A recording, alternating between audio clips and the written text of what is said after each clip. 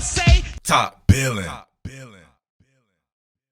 Loved a lot of the game planning from Coach Sirianni on this one right here. Obviously, you know these guys are going to be running out of a 2-deep shell, so you have pretty much covered 2 here, and being able to get these occupier routes, right? So you'll have Boston Scott here on an angle route.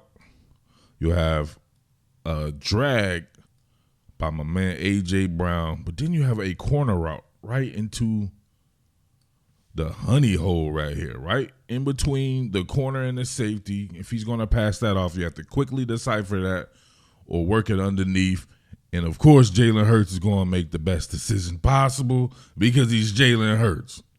No play action involved. Look at him hold and Jakob. Look at that. Come on, man. This is exactly what you need right there. If you see somebody continue to telegraph what they're going to do, keep working out of cover 2 because they want to try to keep everything in front of them, occupier route. Boston Scott right here potentially looks like he could be running to the flat, so the corner has to respect that. Can't necessarily get too much depth there because he wants to work forward. Hit that angle route right there. He's done. And Jalen's ability right here to hold that safety, he knows it.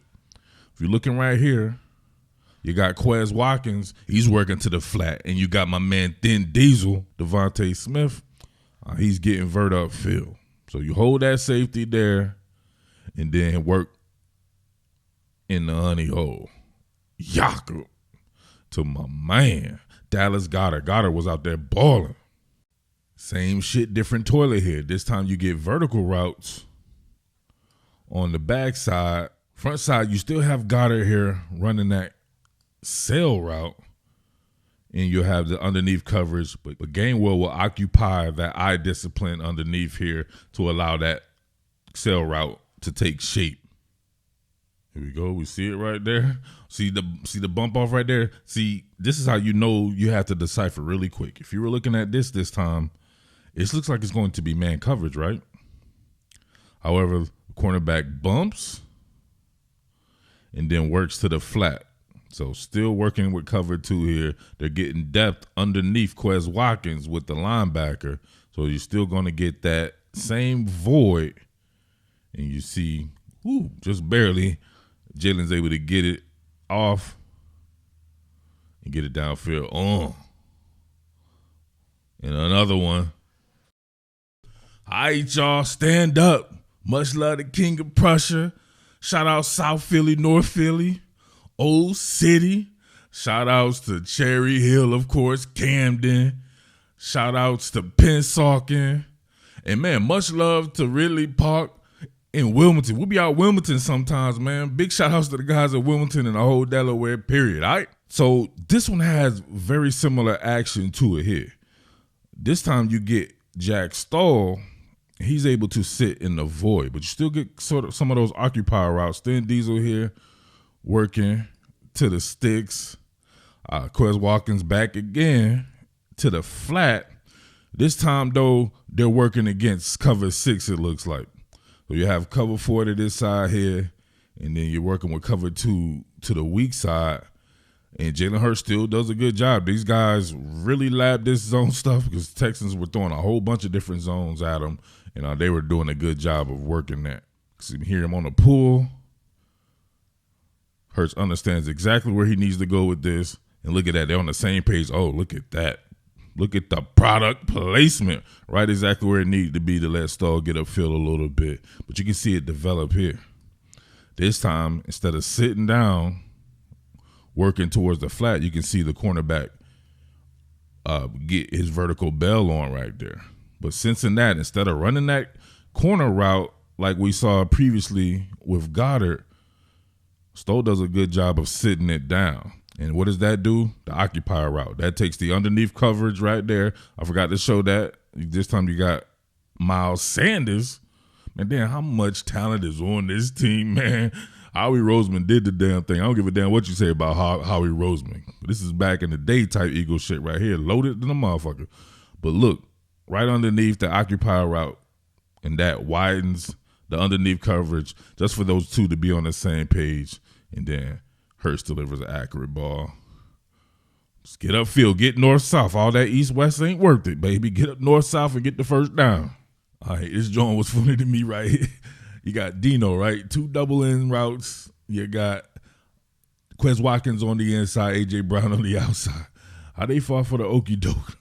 My man right here on the pool. He comes backside with it. Jakob. And look at how they fall. That was weird. Why A.J. Brown look like his bunions flared up or some shit? He gets the ball, starts pity-patting. You got 3 dudes dead to right here. They all collapse on him. His bunions flared up and he spins around. And he still gets the first down. I was like, damn, when he started doing that, I was like, he's not going to get a first down. 3rd and 8. His bunions flared up and he still got it. What a tough individual. Come on, man. All right, so I'm just going to keep the after game drawn short because you know how the haters going to be. Oh, it's just Houston Cletus. And Jalen Hurts still hasn't proven anything. He still can't throw. Yeah, whatever. On this one right here, my man Jerry Hughes was a bit of a problem out on the edges here quite a few times. And he flushes Jalen from the pocket on this one right here. But what I like about Jalen is his ability to keep his eyes downfield while navigating the pocket. Check it out. Chain it through his progressions. Get that breach. Keep his head up. Jakob. Run it back. See Hughes with that inside move on Lane Johnson. Got him real good. Definitely breached the pocket here. Pushed Hurts off the spot. Hurts definitely wasn't going to be able to step up with this. And he's got his eyes upfield. Probably could have shot it backside if he wanted to. But look at him directing traffic. And you see guys working with the scramble drill. And here you go. Another target. Watkins out there. Pascal out there. Man, Kenneth Gainwell. I did join on Kenneth Gainwell before his draft. And I was remarking, I think he was in my top 2 or 3 running backs in the draft. And him combined with Miles Sanders, the stuff that they can do he can do out of the backfield, Sanders as well, and that type of combination, the type of defense and everything. I don't know why it dawned on me. I had just said this in my previous content that I wanted to see an all-bird Super Bowl, right? My 2 cities, right? Philly versus Baltimore. That shit would be crazy. Both these teams are mirror images of each other. I don't know why it just dawned on me now, but obviously with Coach Harbaugh coming from Philadelphia and bringing that to Baltimore, and of course now Philly being back to being Philly, got the mobile quarterbacks, you got the odd front defense as well. He got the backs in the backfield, 1-2 punch combination, kind of like a J.K. Dobbins, Gus Edwards deal with Gainwell and Miles Sanders. A host of weapons out there. I think Philly has better weapons as far as the wide receivers go, but still having that tight end. Mark Andrews, the best tight end in the NFL to me. Dallas Goedert in the top 5. Very similar. Let me know if you want to see a I-95 Super Bowl, baby. Baltimore and Philly. All right, this was my favorite throw of the night here. You get that Mike Fire and watch Jalen Hurts throw this off his back leg from way downtown, like my man Mike Breen says, bang, right to Dallas Goedert. Remember everybody before the draft? Well, shit, everybody even last year was talking about Jalen Hurts has no arm strength, Cletus. Like, come on, man. What type of football did you guys watch? Let's get it on. Look, that man is with a far-away jumper. He didn't go to the underneath guy here. Who's that? Probably Quez Watkins or somebody like that. He went over his head. That's A.J. Brown. Over his head to Dallas Goedert. Right on the money. Look at the product placement. The fuck out of here. All right, man. It's mad late after the game. This is supposed to be something real quick. I may come back and do something on the defense and the run game, but we shall see. Love these type of plays right here. You have to respect the between the pipes run game with the potential inside zone play. You have to respect Jalen Hurts' ability to keep the ball and perhaps run or dish the rock. But then you can use a submarine route here to get Dallas Goedert out on the edge and then Jalen on a sprint out. And look how he navigates this. This is what I like about Jalen. You can see the subtle improvements in certain things he does. Look at this. Look at him get depth to make that throw. You get what I'm saying by that? He got depth to create a throwing lane. Rather than working with the arm slotting, You can see him here.